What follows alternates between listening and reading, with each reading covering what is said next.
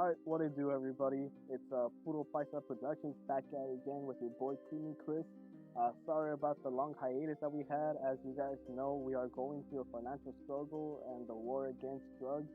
So I had no Wi-Fi, but thanks for purchasing my premium Snapchat. Because of that, we were able to find the Wi-Fi. Thank you, Brett, David, Huey, Dewey, Louie, for purchasing my leaked photos on LiveLeak.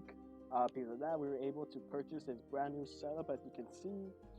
Thank you for MS3 Player for going on my Pornhub Live and donating to my stream. Because of that, I was able to get some new headphones. So yeah, I promise you guys a DLC video of the side characters that are going to be in the new upcoming game. Well, the game that's already been out, but I like saying upcoming to hype it up for a bit. So here we are, so let's just dive right into the video. Alright then, so let's see. Who should we start out with first? We should probably, refer to the lore. So let's see, we got a Michelin right here. As we can see, her stats are they're pretty good. Her strength's not so up there, but she kind of really makes it up for everything else that she has. And intelligence is up there. That's pretty good. Endurance is good. Let's see. Let's check everything out, shall we? Signature quote. Oh my god, shut up. I don't think that's a pretty good quote. I was talking with my friend about this when we were going over the lore. That signature quote, it's not used by that many people. I think it was in the bottom percentile of quotes used in the whole meta. So it's not that good. The Battle Behemoth Awakened though, that ultimate move, it really gave a lot of people some trouble, especially when she had a different weapon. Because right now she has Beatrice's Wand, which is probably one of the strongest. It's probably the strongest magical item in the game. So I think that with Battle Behemoth Awakened is a very strong a combination. So I think we're probably going to put Michelin at a good DLC, A tier. I think she is kind of worth the money for the DLC. So maybe you guys should consider purchasing it. I think it'll be pretty good. So yeah, let's just continue. Queen of Valet. This one, I don't think she was gonna make it into the DLC patch until one of the developers at Nvidia Studios said oh, it would be cool for King of Valet to have a Queen of Valet. So they decided to put it in the game. As we can see, her mana, intelligence, endurance are kind of up there. I kind of notice it where the Queen of Valet kind of has the opposite strengths of the King of Valet. King of Valet has high charisma, high strength, high speed, but he has low mana, intelligence, and endurance. Meanwhile, the Queen of Valet has more mana, intelligence, endurance, and speed, strength, and charisma. So, that's a tough one. Let's look at everything else to see where we should put her. Signature quote, I'm gonna put them up your ass. Alright, I read into this one. So apparently this signature quote can only be used when she's paired up with King of Valet. Because right now, I'm gonna put them up your ass. I think it was in the 60% of quotes used around that area. So it really wasn't that good in just common play. But once you pair them up with the King of Valet, because the King of Valet does get fingers up his ass, I think this then becomes a bigger move set for the whole game. So I think that becomes a lot more powerful. Ultimate move, Arc Light. I don't think it's that powerful. Powerful beam of light that cannot be reflected or directed in any way. Well, it gets good. It is said that this power was only blessed to those of the Elven race, a group of elves who were loved by mana. This light can pierce through anything and is said to bring light to those in the darkness. That's pretty cool, not gonna lie. Whoever wrote this stuff is a fucking genius. Arc Light, pretty powerful.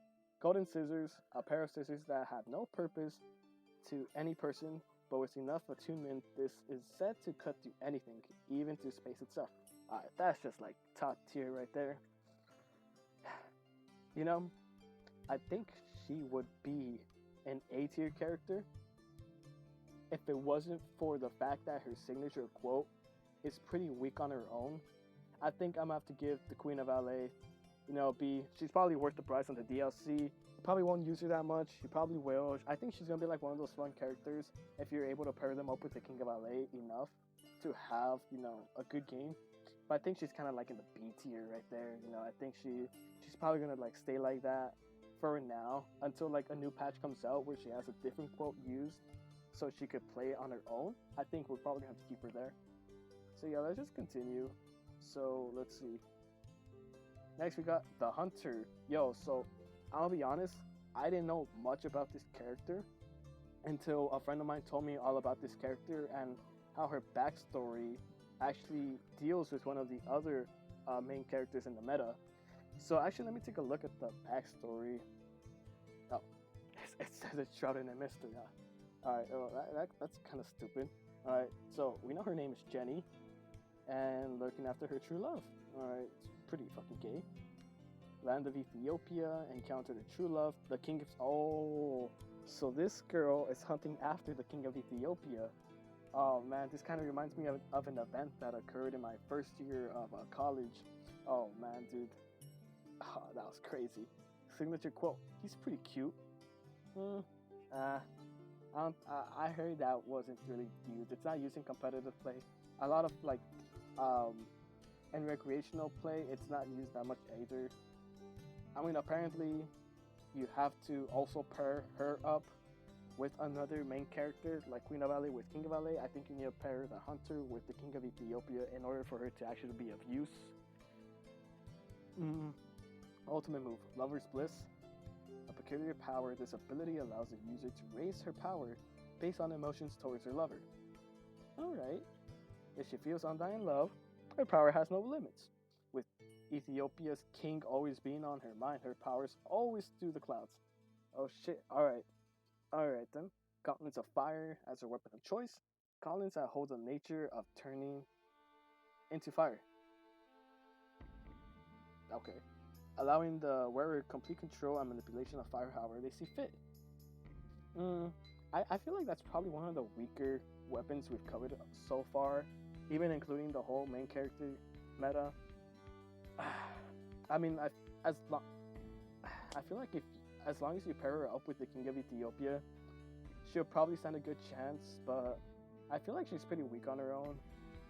I think she should be free. I feel like she should have been included as a free DLC to pair her up with the King of Ethiopia, but on her own, I don't think she's like worth buying the DLC full price for her alone. So yeah, I think she should be a free character. Keep going. Yo, Prince of the Dunes. Yo, this dude, I heard a lot about this dude. He's pretty good. Speed and charisma are up there, man. That's pretty high up. Charisma being like one of the most dominant things. I mean, we saw with MS3 player back in the first tier list. He was pretty high up there because of the charisma, but you know, the comments were saying MS3 player should go down because he's pretty fucking gay. And he takes pictures of people's poop. So, you know, apparently that's pretty fucking gay. But, you know, I guess we gotta... I'll probably be in the next patch. But let's focus on Prince of the Dunes right now. So, signature quote, it's big money time. You know, a lot of people were using this in competitive play for a while, when it was like a relevant time for it to be used. But I think right now it's not used so much, especially with the community being humbled and using like quotes that are actually kind of like honorable. So I think back then it was like a lot more purposeful than it is now. So I think we're gonna have to pass on the signature quote being strong. It's not weak at all, but it's not that strong either. So I think we might have to give it a pass on like whether it being good or bad. Though in my opinion, I'd probably put this in like, because I can't really say where it was, because since not that many people were using it at like a time when I was invested in it, I can't really remember off the top of my head how much of it was used. I think it was around 30% of quotes used. But I'll probably search that up later and then, you know, give an update. So yeah. Ultimate move, Trick Box, summons a portal where he sends his opponents. In this portal, he becomes completely untouchable and is able to do anything he pleases. In his own pocket dimension, he has complete control over. Damn, these fucking devs can't even finish their own lore. I swear to God, whoever write this shit, they're geniuses, but they're pretty fucking retarded if they can't finish what they're trying to say. Regardless, I feel like you could kind of just, you know, input the control over anything. So, I guess just reading it like that, Trick Box seems to be a pretty strong move. If literally he could trap anybody there, I feel like it's pretty hard for him to trap anybody in there, but the moment he traps you in there, you're gonna take a lot of damage. Weapons of choice: Dagger of Soul, a dagger that is said to be created by by a fire shard that drops from the sun. It burns through anything it cuts. It can only be contained in a sheath made out of god steel. All right. So he's kind of he seems like a pretty good character.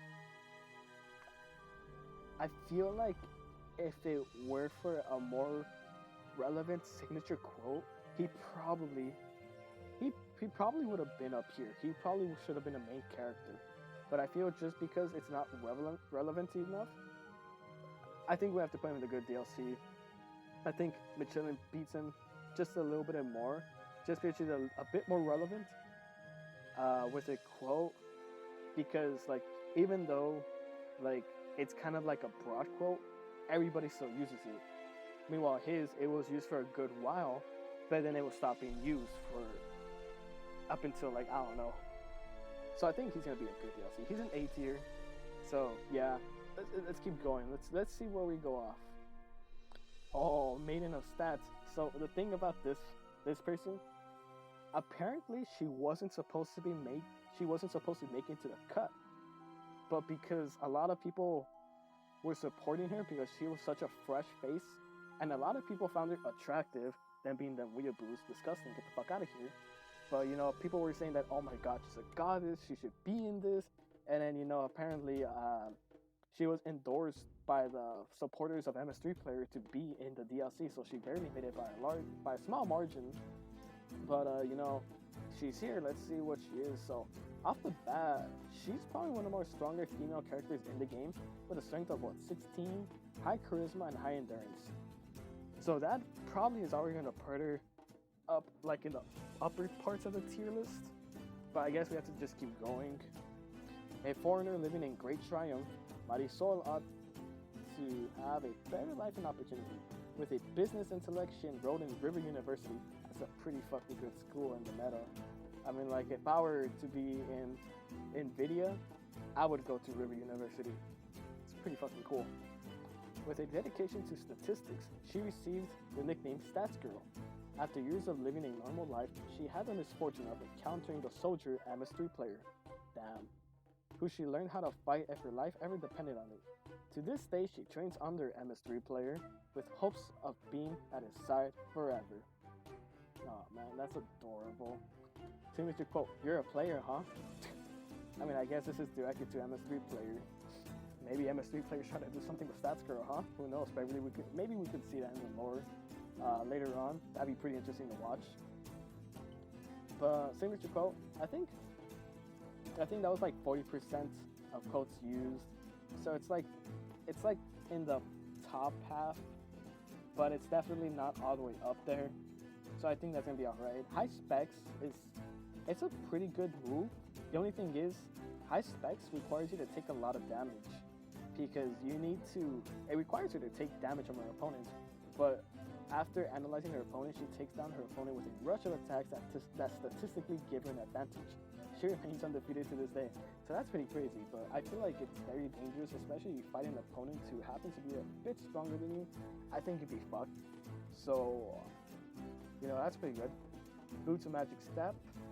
A pair of boots that allow the wearer to step on air. That's pretty cool already. So basically, you could kind of walk anywhere, and a single kick will fucking push you all the way like back to the depths of hell where you came from. So, you know, I think I'm gonna have to give her a B tier, just because like she's new. I think that kind of holds her back. But I think as of right now, she could probably like move up to an A tier if like, you know, she's good enough to like make it there.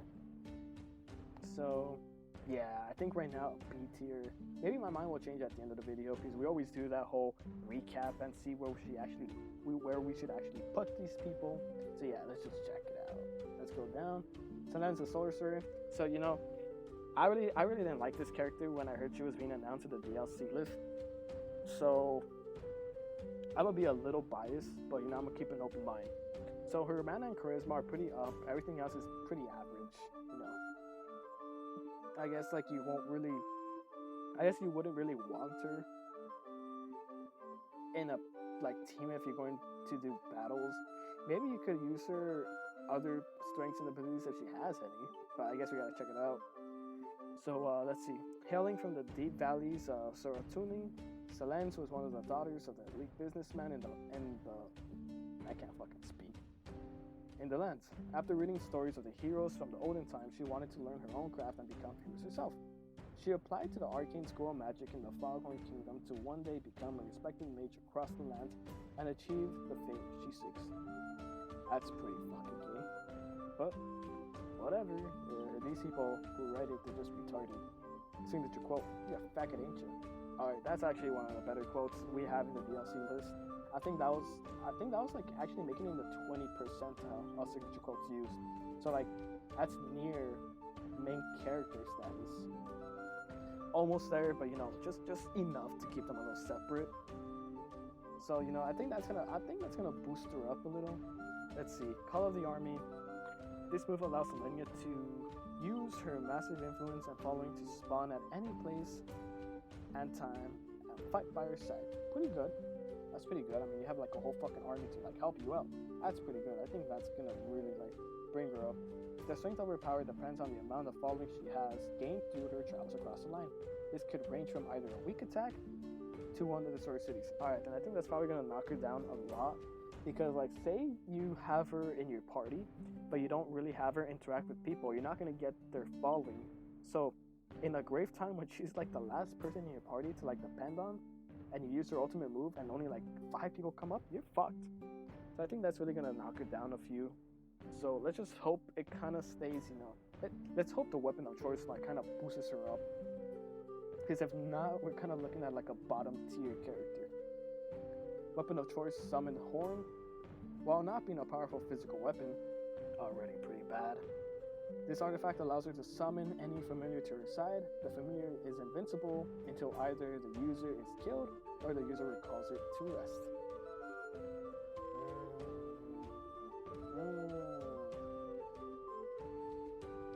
Gotta put her. She's fucking overpriced. I mean, come on. She's like a fucking loser. She's pretty fucking gay. Everything she does is gay. It's just like talking to like the wall of LGBTQ. It's a pretty fucking gay wall. And why do you want to talk to a fucking gay wall? It's pretty gay. I think she's gonna be overpriced. I don't think she should be free. I feel like, you know, her signature quote is enough for her to be at least like $5. But overpriced is probably like, it's probably enough to like justify like why she should be considered a DLC to be purchased. So yeah, let's just keep going. I don't want to waste my time on this. Oh, Breaker of Chains.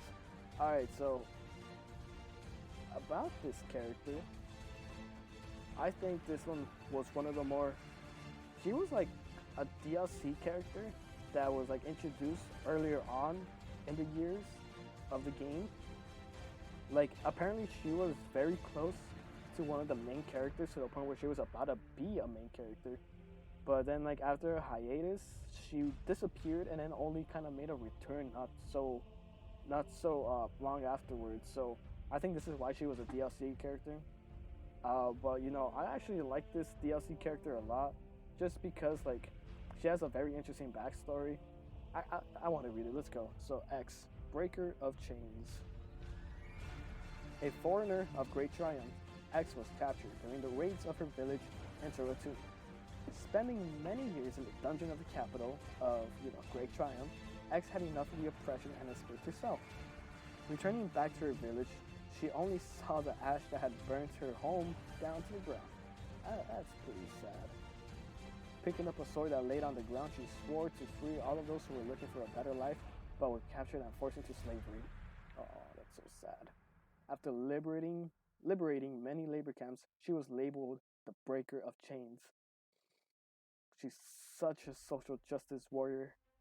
She continues breaking the chains of the enslaved. She has sworn the vengeance on Great Triumph, especially the one they call MS3 player. Oh, so, this is gonna be pretty interesting. Like, she's kind of being set up to be like this enemy of MS3 player. So I think one day MS3 player is probably gonna like come face to face with X, and that's gonna be a very, very interesting crossover. Signature quote: "Free the prisons." You know, the thing is, this "free the prisons" quote was kind of like, divided. There's a big community that say it's stupid, and there's a big community that support it. So you can't really necessarily like see which is better than which. This is a tough one because like I said, this character was like she was kind of developed in like the earlier years to the point where she could have been a main character, but then like she went on a hiatus and we didn't hear her until like later on. So Free the Prisons, I think it's like a 50-50 because from what I remember, it was in the 30% of quotes used. So it's like it's high up there for a DLC character, not as much as Selen's, but it's like still high up there, considering that like every other DLC character had like a low quote used. So I think that's probably gonna keep her at a neutral standpoint, considering her stats. Her stats are probably gonna like keep her up. So at this point, we're looking at a B tier. Ultimate move: Freedom Fighter. Gaining the energy of those she has liberated of their chains, she is engulfed in a light that protects her from any harm. Her light has the ability to break anything in her path and cannot be bound while in this state.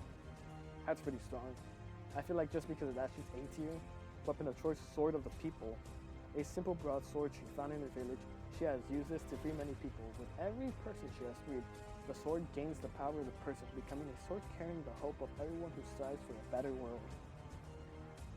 Now, you cannot hate this character because she's trying to get, freedom, social justice for everybody who supports her, trying to like free the prisons.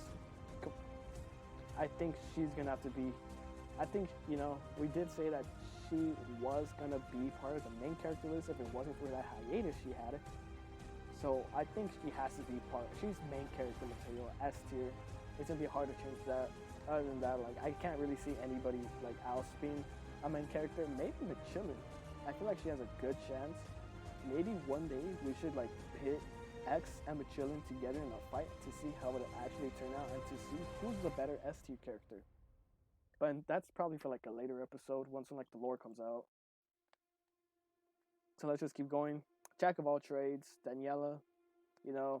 She's also one of the newer characters that came out. And from what I've seen, especially from these stats, she's kind of like all over the place. Like you can't necessarily hate her, and then like I feel like you have like an easier time liking her. I'm not gonna get into this bio. I'm gonna put a link in the description down below so you guys could read that on your own. Because just looking at these stats, I feel like it's gonna be like kind of like hard to like interfere or like try to like infer anything out of. Actually, nah, let's read it. A commoner from the Republic of Rohan. That's a pretty gay country, but whatever. I guess you can't really like choose whether you're born in a gay country or not. Daniela was a simple girl who enjoyed the outdoors and would always spend her time interacting with life energy surrounding her. After exploring the deep woods at the edge of her town, she came across a stone tablet with the words written in a strange dialect unknown to any language she has studied. In the search for the answers behind the mystery slabs, she has left her home to find out more of this mystery. Growing more and more through her adventures, she has the potential of becoming a fierce warrior. So she kind of seems like one of those eggs that you have that have like base stats and then that can like grow depending on how you raise it. So I feel like she's gonna be probably a pretty strong character later on. Right now she probably kind of seems weak, but I feel like it's kind of fun if you just play around with her and see how you can like make her grow in one stance or the other. I can't wait to see how she kind of grows in the future years. Signature quote: "It's okay with me." That's actually very low. I remember it was like in the like like in the 100%. So it wasn't even used that much. But like a lot of people just use it for recreational play when it comes to using this quote because it really doesn't add that much to anything. It's kind of just like there if you need to choose a quote. So I think that's gonna push her down a bit. And apparently she does not have an ultimate move because she has not unlocked this yet. I guess it's because since she just started, she doesn't really know much about herself to make an ultimate move. So that's probably going to push her down a little. Wooden dagger. A dagger made entirely out of wood found next to the stone slab. At a quick glance, it looks like an ordinary piece of wood with almost no purpose at all. Sharp enough to cut and very sturdy, it is stronger than most steel swords. For wood, that's pretty good. Yeah, I have some wood that's pretty strong too. I'm just kidding, I'm a loser. Along its bladed area are words written in a mysterious dialect. According to the elders that have examined this weapon, it is said to have belonged to a forgotten princess who lived in the Forbidden Realm before when it was a prosperous kingdom. I can't read that. I swear to God, these developers have to like fucking learn how to type. Yep. I think she's probably gonna be worth the price. You know, like, I know right now there's not much to go off of her, but I feel like her story will have so much like interesting detail and lore. She's probably worth the price, like, because everybody else, they have like their story and it's interesting, but with her, like, you're kind of gonna play her own story, and it's kind of like a whole game on its own. So I think it's worth the price. I don't think it's like a good DLC yet, because we don't know how it's gonna work out, and then I don't think she's main character material because she doesn't have that much stuff compared to the main characters. So I think we might have to keep her at worth the price. You know, I feel like you could purchase her for the whole price and you'd probably be satisfied. So let's just continue to the last one. So Bryce, champion of games. So this guy was pretty cool because I heard about him a lot. I interviewed the person who came up with the idea of Bryce. You know, first of all, we have to get over the cons. Apparently, he's gay, and apparently, he puts fingers up other guys' assholes. But he did say he got his dick sucked by a girl, which is pretty fucking cool. Alright, that's enough of me rambling. Let's just get to the stats. So he has a pretty good strength, speed, and endurance, charisma. Low mana and intelligence, but I think everything else compensates for that. So I think we wouldn't have to worry about that. And he's a brother of the King of LA, so that's probably gonna give him like a little boost because the King of LA was a B tier character in the last video. So I think based off that, he'd probably be like in the upper tiers. But let's just keep going. So he's never lost a fight. That's pretty good. I think that's because of his strength mixed with his speed and endurance. So yeah, signature quote. Yo, I got my dick sucked at school. Alright, so that's actually one of the most, that was in the 15th percentile of quotes used, if I'm not mistaken. So it's like, what, the second strongest quote used in terms of the game? No, actually it's the first for DLC characters. So that's pretty cool. Ultimate move, Game Ender. With this move, the user gets into a position of both defense and offense. If struck in this position, the user moves forward instantaneously while slicing through the opponent 1,000 times. After putting down the sword, the opponent bursts into 1,000 pieces, dying instantly. If allowed to make his move, the user thrusts forward, piercing their foe instantly. Nothing can block or survive this move. Alright, that's a strong move. Super strong. Strong as fuck. Weapon of choice, Alexandrite Rapier. A simple rapier. Made of the strongest and most durable metals out there. So it's no god steel, but I guess it's something. I feel like his weapon's gonna drag him down a little, but everything else is pretty good. Those stats are like high up there. And that signature quote is really pushing him up. I think we're gonna have to put him A tier. You know, this kind of seems balanced out. I think so. You know what? I think that's main character material, just because a lot of players are familiar with Michelin, even though a lot more players are familiar with Sochi.